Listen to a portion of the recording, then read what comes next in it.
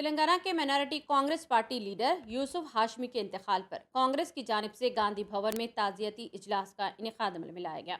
इस इजलास से कांग्रेस पार्टी के सीनियर लीडर शशिधर रेड्डी ने बात करते हुए कहा कि अक़लियतों को वोट बैंक की तरह इस्तेमाल करने के बजाय इन्हें इनका जायज़ मुकाम दिया जाना चाहिए।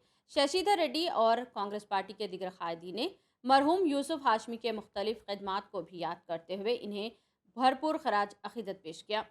शशिधर रेड्डी ने कहा कि कांग्रेस दौरे हुकूमत में इनकी जानिब से ग्रेटर हैदराबाद मेयर का अहदा किसी अक़लियती कायद को फराहम करने की तजवीज़ पेश की गई थी, तहम किसी वजह से इस तजवीज़ को नज़रअंदाज कर दिया गया।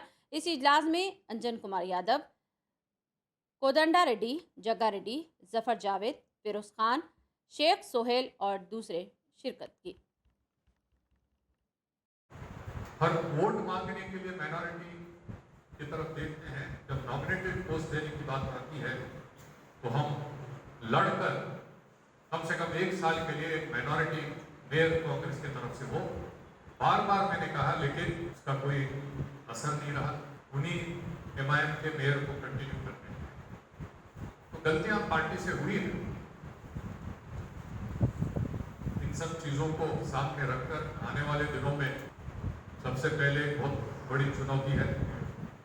आने वाले दिनों में जो लोग कांग्रेस से उम्मीद रखे हुए हैं, यहाँ के हालात को देखते हुए, तो हमें बहुत ही मेहनत करना पड़ेगा।